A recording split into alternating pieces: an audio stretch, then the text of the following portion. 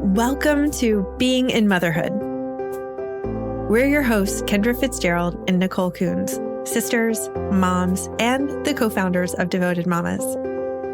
This show is all about you and using your perfectly messy, absurd, and marvelous experiences in motherhood as opportunities to hone your greatest qualities.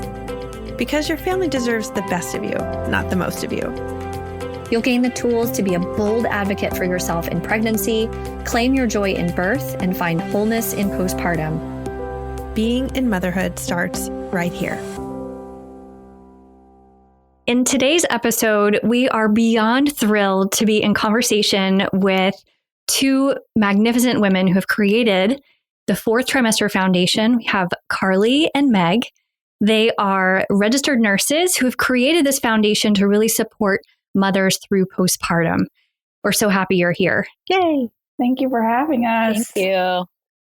So we want to dive into this conversation. This is such an important topic. I'm so glad that we're talking about this because I was recently listening to another podcast and some stats came up that really hit hard for me. And I wanted to share those today because I think it brings some weight to why we're talking about this in the first place.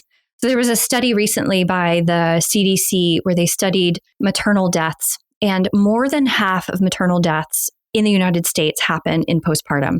And a third of those happen a week or more after the birth. Oh, to me, those numbers are really devastating because there are definitely places that we're going wrong with supporting mothers. And I'm really looking forward to having a deeper conversation about this. So we're going to kick it off with the fourth trimester. Your foundation is called the Fourth Trimester Foundation. What exactly is the fourth trimester? Yeah, so the fourth trimester was a term that was originally coined by a pediatrician. His name is Dr. Harvey Karp, and he hypothesized that human babies were born about 3 months too early. And so this fourth trimester is really those 12 weeks after a baby is born when there's a lot of rapid growth for the baby, but it also means that there's a lot of rapid change for the mother who just gave birth. So it's this time where, yes, your baby was born and you're out and, they're out in the world now, but you're also still one being. We refer to them as postpartum nurses or mother baby nurses. We refer to them either as couplets or dyads because you're still one unit growing and evolving and changing together. So we like to use it in the context more of mom's fourth trimester and this evolution, this shift in who she is that's happening during that time. But it's a really important period of life for you and your baby as a unit. It's beautiful. We love it. Mm-hmm.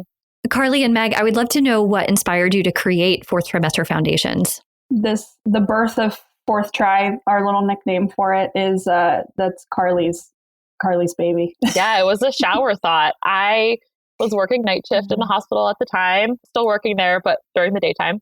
And I was getting ready for work in between work shifts. And I realized that there are universal questions that most every parent asks postpartum. And we can fill the gap of answering those questions ahead of time or providing the support to answer those questions during postpartum. So I don't know. I was just kind of thinking like, if you take a childbirth class, why can't you take a postpartum, get ready for postpartum class? So that's kind of how it started. I texted Meg, you were very pregnant, I think, at the time. And yeah, I was. Let's go. Let's do it. And you said, yeah, I'm in. You didn't even ask questions. We just did it. Yeah, it was totally like, I think you said to me, do you want to come up with this class? And I said, yep. That was the end of the text. Just yes. Yep. Yep. All in. Well, and I so appreciate that this is your focus because like you said, there's childbirth education classes. There's so much focus on pregnancy and getting to the birth. And then everyone is left to their own devices in postpartum. And you see it on the front lines because you're both labor and delivery postpartum nurses and you get the questions. So I'm really excited to share some of those questions and some of the, knowledge that you've gained over your years of experience working, firsthand with mothers. Yeah, I'm happy to share it. That's awesome. So why is postpartum planning so important? Oh, we answer this question a lot. We really like to use the analogy of preparing for your wedding versus preparing for your marriage. And preparing for your wedding is very similar to preparing for your birth. it's very important. It's a lot of excitement around that one day. And there's a lot jam-packed into that day to prepare for. And it all matters, like picking out the flowers that are important to you and picking out your labor playlist. That's important. And, making sure that you have pictures and videos to remember it by. That's important. And making sure the people that are there, that you want to be there, that are in attendance. That's important too. And that's all great, but it doesn't negate the need to prepare for the rest of your life and your marriage. And it's not a requirement. You don't have to go to couples counseling before you get married. You could still show up at the altar and get married, but it sure does help. It's a nice little, insurance policy to make things a little easier on the other side. And the same goes for postpartum. Your experience doesn't end when, your baby comes out. Congratulations, you're a mom. You did it. You're done. That day is done, but there's this whole journey in front of you that society tends to help us not focus on. So we want you to prepare for your wedding and your marriage, your labor and delivery and your birth experience, and your postpartum experience. Yeah, this is something we talk about a lot too, that your postpartum experience, especially those early years, can really determine how the rest of your motherhood plays out. And having a really good foundation, Fourth Trimester Foundations, can be really supportive for, just having a successful career as a mother. Yeah. Totally. Our little tagline is helping you build the foundation for a safe and empowered fourth trimester. Oh, I love that. That is so amazing. In your experience, why do you see people not doing postpartum planning? Well, I think there's probably a couple of reasons for that. One I kind of mentioned, frankly, you don't have to. Nobody's going to make you do it. You can still show up in labor and you'll get to the other side and you'll still have your fourth trimester, whether it's good or bad or somewhere in between, and you'll survive and life will go on. You don't have to do it. So I think the other reason that people don't is because society portrays to us that you're done after you give birth. The event is over. It's not like any other, especially if you go into the hospital, it's not like any other experience in the hospital. You go into the hospital sick, you get treated, you get better, you go home and it's over. You go in for surgery, your surgery's done, you recover from your surgery and it's over. Your birth, whether it was surgical or vaginal or, however it was, it's not a finished experience once your birth is over. And people forget that there's this whole life left to live. And, the collateral damage of what happened to your body in the process doesn't have to just fall apart. And then also I think other reason is because there's so much focus on creating a registry for baby and having all the right baby products and making sure you have, every kind of bottle or every kind of product you could possibly need for all of your motherhood journey. And there's a lot more that you could be kind of spending better time or, finances or being gifted with support for postpartum, before it's there. And kind of, Meg, with what you were talking about, it's like you're actually not the same person after you have a baby. Like hormonally, you're not the same. And it's not like a period, like you're mentioning. It's like a ... comma until forever. Forever. Mm-hmm. Right. Yeah, no, exactly. I love that you mentioned the baby registry because it's so extensive of these are all the things that the baby needs, but what do I need? No idea. Yeah. I don't know. Yeah. And we're not even gifted things like that in postpartum at all. No one would ever think what do you need? What can we get for you that's $500, a stroller or something for you, or $50 or whatever it is. Yeah. One time I went to a baby shower and I gave the mom a gift basket, a huge gift basket full of Harry bottle and tucks and pads and underwear and a haka and nipple cream and all this stuff. And everyone at the whole shower was so unenthused with this gift. And even she was looking at me like, okay, oh, thank you. So cute. Like, oh. But trust me, it's the best gift you got today. You just don't know it yet. Yeah. I was about to say, if there were people who had already had children in the group, they were probably like, that's the best gift. But everybody else is like, oh, what? It's a baby shower. Yeah. Well, you know what? That's what I think is a shame, because I know even the people that have done it before, you're not talking about it either. And I was probably guilty. But like before we started this whole thing, we weren't talking about it either. It's this all the not glamorous stuff that happens under the wraps. We just keep it there. And I don't know who we think we're serving by doing that. Mm-hmm. We had a group of friends, Carly and I and two other friends that we worked with all together, that we all had babies within a couple of weeks of each other. And it was well into postpartum with all of those babies. We were probably over a year postpartum. And it just came up somehow that, like, I don't know, we were talking about like peeing when you sneeze. And, that's a pretty common postpartum experience. Everybody, has that for some length of time, some of us longer than others. Mm-hmm. And she was nearly in tears because she had no idea that anybody else was experiencing that. Mm-hmm. She never mentioned it to anyone. And it had been a year since her baby was born. And here she is in this group of like her closest friends. We've shared our postpartum journeys together. And she's like, guys, you're doing that too? And like, that was really a light bulb, I think, for Carly and I, that like, I don't know who we think we're helping by not talking about it, but we're not helping anybody. Right. Mm-hmm.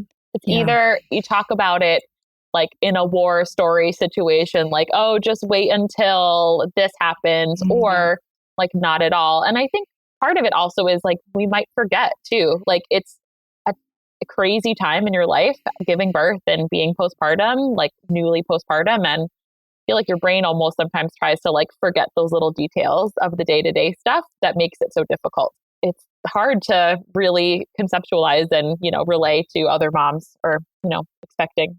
Right. And I think there's also a level of fear that comes up of, potentially people not wanting to scare people or give them the ideas that things are hard. But like you said, Meg, it's really doing a disservice, because being uninformed is where trauma happens. Yeah. Totally. We have these experiences where we're not prepared, and we go through these experiences, we don't know what to do. We feel like we have no support, and we're overwhelmed and dysregulated and all of these things. And that's a breeding ground for trauma. So I agree with you. I think it's doing a huge disservice to not talk about these things. And, we've gotten some pushback too of like, why are you sharing these things? They're scaring people. You're doing this, you're doing that. The things that you're sharing are very scary, but it's scary if you don't know why. Right. And you don't know more information about it. So, we often say knowledge is freedom and knowledge is power, that once you know, then you have more control over your own reaction to experiences. So, talking about this is so crucially important. Yeah, we've really echoed that same pushback we've gotten that pushback too. In the workshop that we teach, we teach several, but the one that we teach called Taking Back Your Fourth Trimester, that really goes through all of the ins and outs of what happens to your body physically in the first couple of days and weeks postpartum.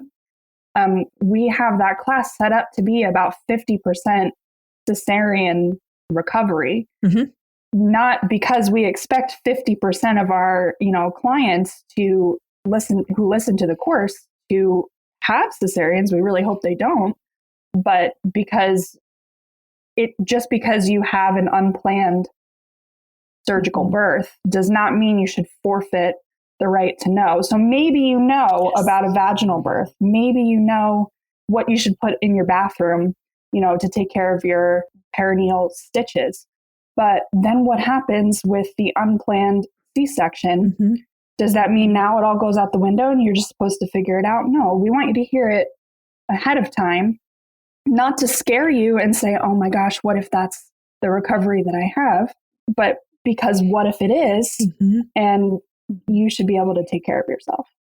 Yeah, we talk often about minimizing trauma during birth. And one of those things is preparing and making sure that you know more about all of the possibilities, not just what you're planning for, but what everything that could possibly happen so that in the moment, you're not like in the middle of your birth and trying to figure things out while you're, in labor. I'm so interested to know in your experiences as postpartum nurses, after people have their babies, what is the most common question that you get that's like, what do I do now? I'd say bleeding postpartum. So that is called lochia. It has a fun name for it. She sounds very friendly.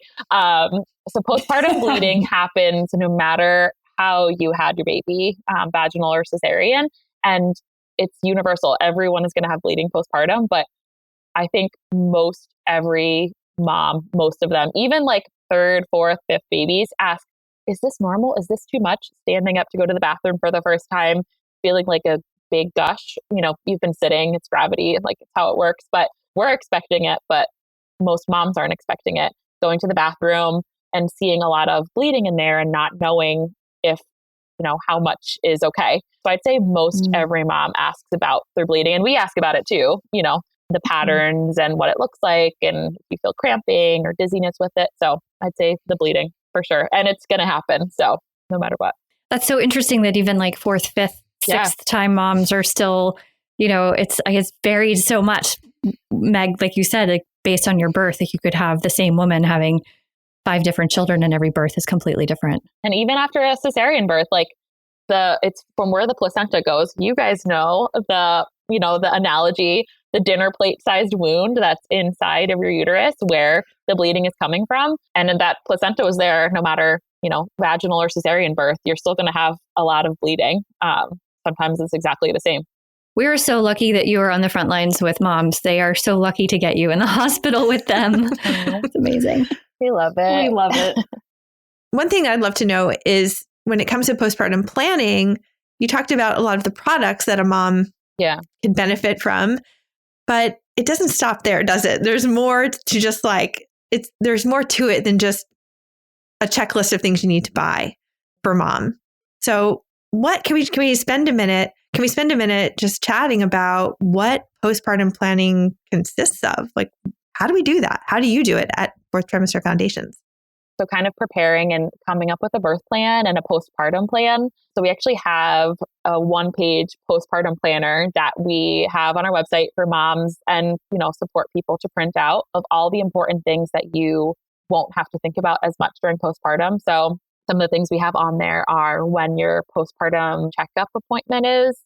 You might only get one, which is not fair. But if you just get that one, knowing when it is and how you're going to get there. Your favorite kinds of takeout, that's a huge one. If you're going to be, however you're going to be feeding your baby, finding an IBCLC, so that's an international board certified lactation consultant, finding one that is in network with you or close to you or that you connect with, maybe finding 1 or 2, thinking about like a formula that you might want to use. I know even if that's not the plan, thinking about formula as a tool to feed your baby rather than an either or. So that's on there. Different takeout options we talked about, who you can have support you. Things to prioritize.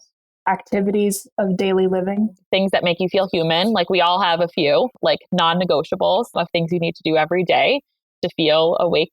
So that's a big one. Most of those things on there. And that isn't a list. I guess it's kind of a list. It's a planner, but you can really make it what you want it to be. Another one I would say is knowing your body. So pregnancy and postpartum, if you had a great pregnancy, you can have a great postpartum experience, but it doesn't always mean that that's going to be the case. So knowing what to expect. So whether it's taking a class, asking a mom friend, asking your provider, like you are more than entitled to ask your provider what you can expect to happen to your body postpartum. Like I know there's a ton to talk about baby and birth, but you can ask them that too. Hopefully they will give you that kind of time that you deserve.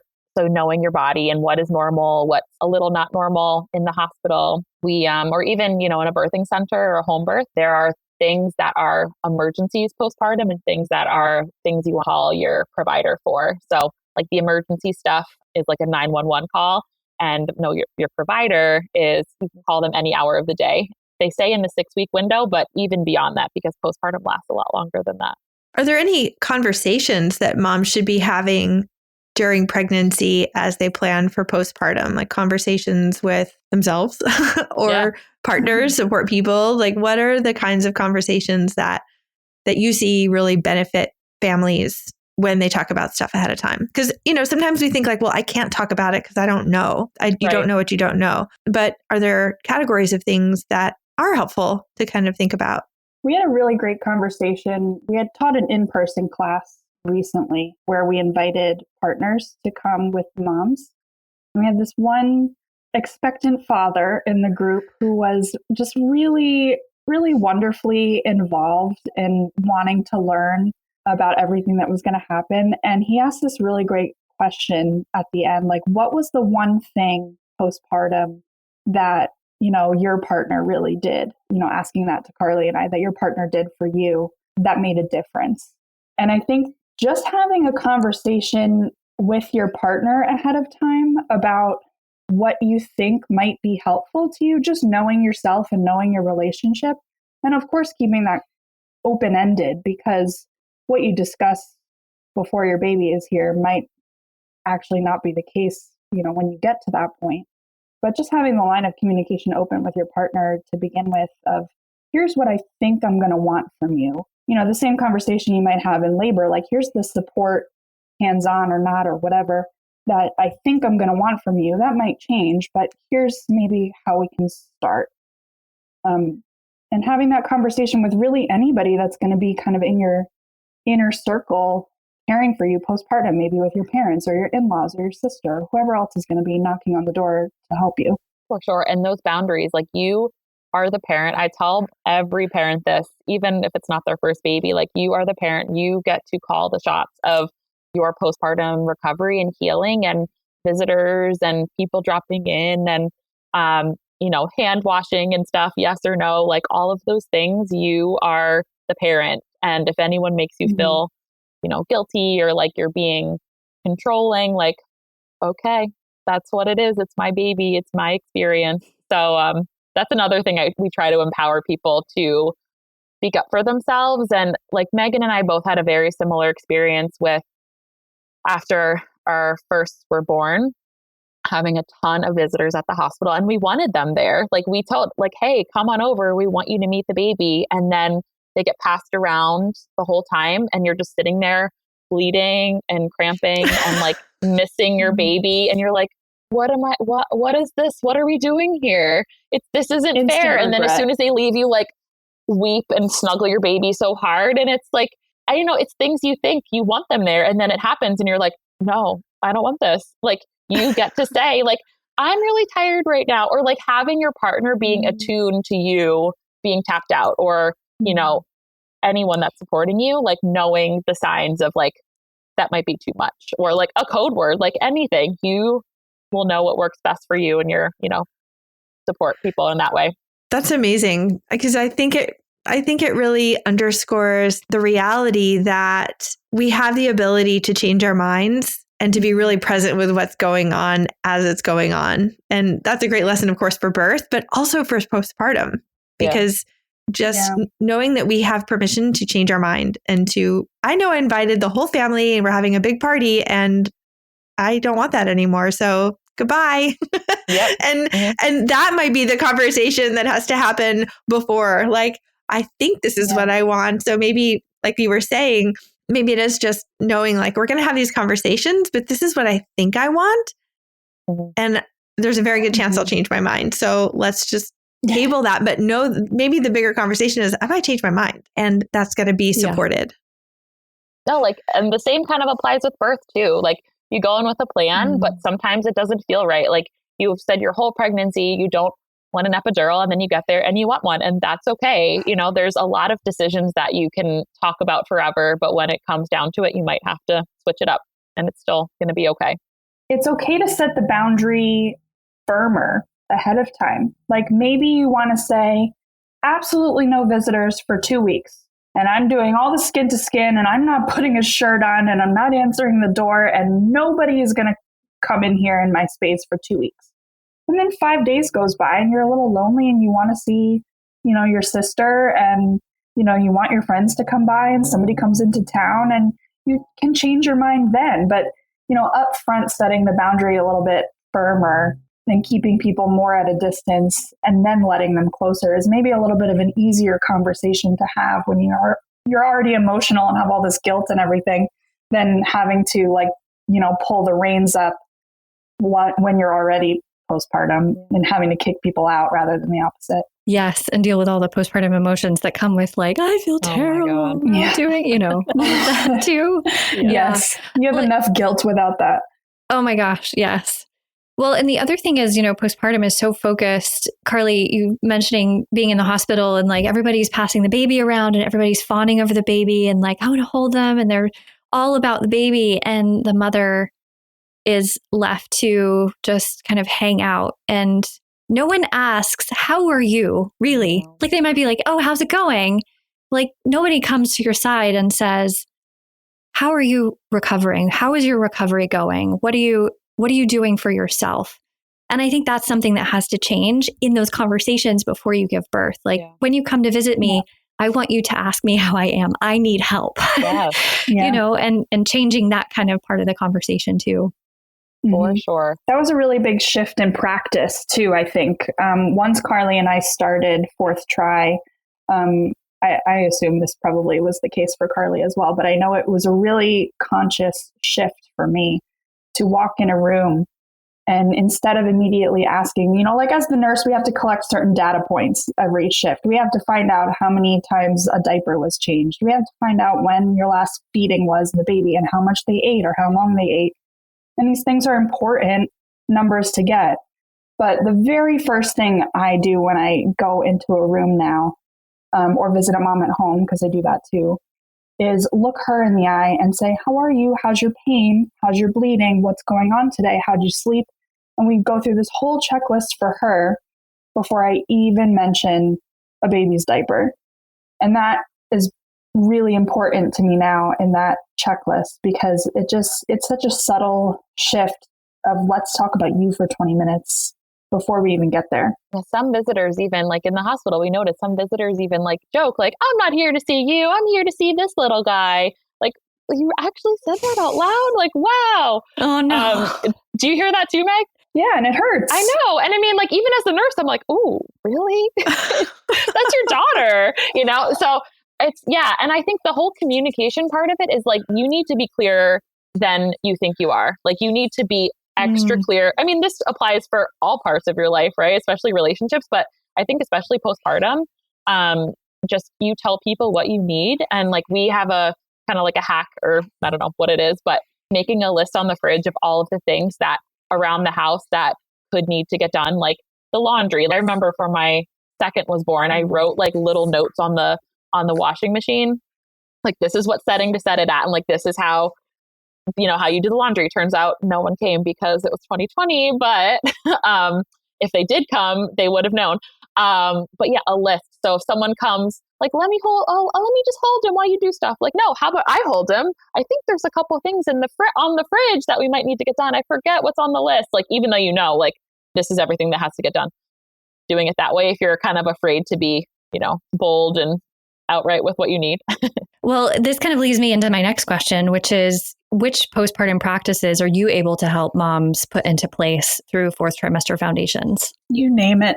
Yeah, I can do it all. I think we're a universal tool. We can do anything. Yeah. But seriously, I mean, our experience as moms and then also as postpartum newborn nurses, we've been through it all, and we can, speak from a mom perspective also, but with that medical nursing background with the patient as your focus. So if we don't know, we're not going to make something up, or we're going to ask. We have a huge network of people. You girls are in it too, of people we refer to and, lean on for support. Just like for postpartum too, you need to lean on a lot of people. But yeah, we cover a lot of it. Our biggest stuff is, with feeding baby, which is so hard no matter how you feed your baby. That's a big struggle. And sleep, which we're not experts in. So we always refer out to that. But another thing is, in our classes, we love to invite the partners to join to hear this as well, because they can ask, I know, Meg, your husband did this. how is your bleeding today? Like he knew ahead of time that you were going to have postpartum bleeding, and taking a class, you would know that as well. And he asked you like, how is your bleeding today? And then you were like, oh, actually it is kind of heavy. Maybe I should slow down. I'm telling your story for you. I apologize. Go right ahead. Those kinds of things too, is inviting your partner or your support person, and keeping them involved in the conversation. Mm-hmm. That is so amazing to think about partners being a part of that conversation. Mm-hmm. Like I can imagine a lot of minds are exploding right now being like, my partner's going to ask me about my bleeding. Like, oh my gosh, that's amazing. But also like how amazing to have someone ask you about it, because you're at home with this baby. You're by yourself a lot of the time because you're with the baby a lot. You're going through these things. You're taking care of your own body. You're seeing these things happen. And to have someone ask you specific questions like that about what's going on is like, 1, you care. 2, I matter. And 3, I have support. Yeah. Which in those days of so little sleep and you're just kind of, it feels like you're blowing in the wind,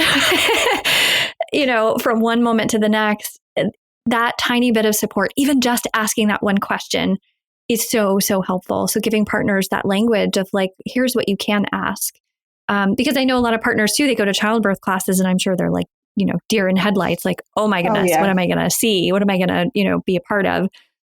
So that being able to know what to ask and know like, this is going to be the most supportive, because they want to know how to support us too. And if we don't tell them, they won't know what to do. Yeah, I think that's really important because there's a lot of mind-body disconnect, I think, for us as the ones who gave birth in that fourth trimester haze. And I think a lot of people, some people feel awful. And, you could certainly feel like you got hit by a truck, especially if you're, recovering from a difficult birth experience.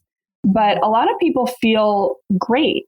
And we talk about how your postpartum bleeding that Carly, explained is really a vital sign for you postpartum.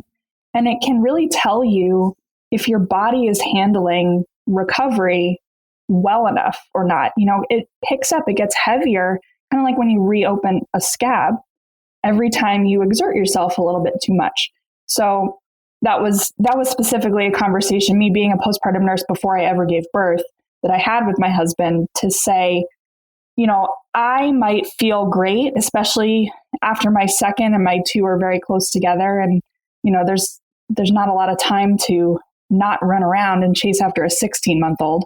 I did pop right out of bed. And so when I'm saying, I feel great, let's go for a walk, I'm in a good mood, I want to get out in the sunshine, for him to ask first, how's your bleeding today? And then for me to actually think, oh no, wait, it's maybe a little bit more than it should be. And really kind of coming back to, connecting with my body again, instead of just being like, I have all this energy and I'm feeling great today and I'm going to overdo it. So important. I think what stands out for me about your work and Fourth Trimester Foundations is that, once we have our baby and if we're having it in a birthing center or a hospital, we do have all the support and the information and the experts and knowledgeable, caring people around us. And then even in the early weeks of postpartum, we might have more caretakers, partners, family around us. And then it's like weeks 3, 4, 8, 9. That is sometimes when the real hits. And to have access to you during that time is such a gift and is such an empowering resource, because you're resourced. You know where to call, you know exactly where to go, you know exactly who to ask, and you know you're going to get a direct answer. So that's one piece of your work that I just absolutely love, is that you've really taken these essentials and made them accessible beyond the hospital experience or beyond those first few weeks, which is kind of what we think of as like the period that matters. But the reality is it takes so much longer. And to have resources like you provide into look, it might even be into 20 weeks, 24 weeks, right? It might be even beyond. So fourth trimester isn't limited to those early weeks. And you have set yourself up to provide the support that you can provide well into a mother's first year and maybe even first couple years. So it's amazing. Yeah, we're pretty proud of ourselves. We will say that. Yeah, we love it.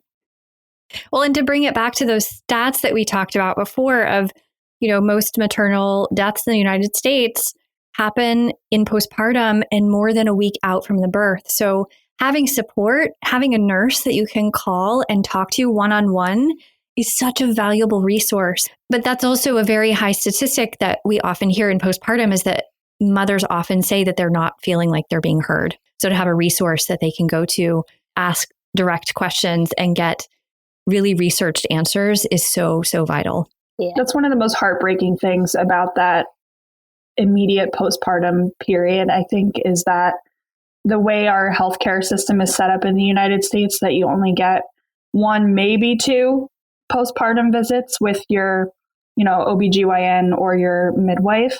It's truly a crime.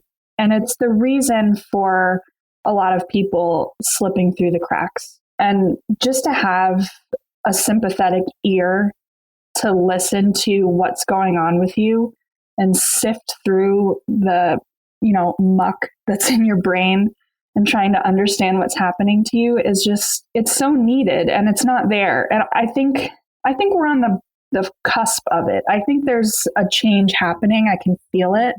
And, the 4 of us and a lot of other, people that we've connected with through this journey of starting Fourth Tri is, there's a network of people who are starting to care about this and to make some noise about it and to get into the heads of providers and change things. But right now, it's not changed. The people that are postpartum now are not going to benefit from a change that happens 10 years down the road with the way, insurance is set up or, whatever it ends up being. But so having these little pockets, these little safe places, like, chatting with us for a one-to-one call or going to a, mommy and me or a breastfeeding support group or, whoever, just finding an ear to listen to. Just the talking is really, I think, the most important part.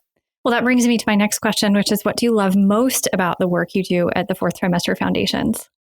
I would say being able to be a part of such a transformative and beautiful and memorable time in people's lives. It's really cool to think about when you're the ones doing the baby's footprints and you're this is going to be in their baby box forever. And you're the one doing it and you're there, helping the mom when she's really upset and she's crying. And you're the one that can finally help her and give her the confidence to get her baby to latch or to take a bottle. And it's just really cool that we're able to be a part of these such vulnerable times in moms' lives, both, in our work in the hospital and in their homes and also through Fourth Tri on the phone and Zoom and just the questions we get, which are, tough to ask those kinds of questions too.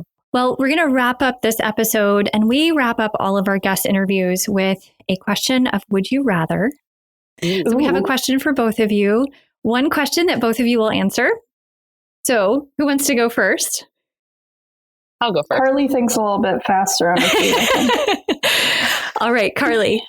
Would you rather get stuck in an elevator with all of your kids who are very hungry for 5 hours? No. Nope. Or get stuck in an elevator with your celebrity crush who has terrible gas for 3 hours? Oh, I can do the gas. No problem. That's fine. She is a nurse. Okay. It's true. And you wear masks now. I got a mask. You can put toothpaste in your mask. I got it. Amazing. Mm-hmm. Meg, what's your answer? Well, I've been stuck in an elevator with a patient before. That was horrible. No. I think I would pick my kids because mama's got milk. True. So we'll live. Everybody breastfeeds in this house all at the same time. So, we'll figure it out. We'll be okay. We hacked it. Amazing. Yeah. I love it. Well, Carly and Meg, it has been such a pleasure having this conversation with you. And we are so grateful to be on this journey together. And we love the work that you're doing to support postpartum moms and birthing people in having the best postpartum experience that they can. So thank you so much. You're so welcome. Thanks for doing the same. If our listeners would like to find out more about you, where would they find you? So we're on Instagram. We keep it really real on there. Fourth Tri Foundations. And then we are on our website, fourthtrimesterfoundations.com. We have a Google voice number, so you can text us, call us. We're not going to answer it, so you don't have to actually talk to us. We'll get back in touch with you, but it's not like one of those you call and you're like, oh, I wasn't expecting you to answer. We'll answer you, but not in real time. Email us. And then also we have a code for all the listeners here. Devoted Mamas 20 is if you wanted to take any of our courses or one-on-one calls, and we'll get $20 off, so we can just connect with you a little more personally. Amazing. That's amazing. Thanks so much. Thanks for listening. If you enjoyed this episode and you'd like to help support the Being in Motherhood podcast by Devoted Mamas, please share it with other mothers and leave a review. As always, you can find us on Instagram at Devoted Mamas and check out all the links and resources in the show notes. Be courageous and stay devoted to growing into your best self as a mom.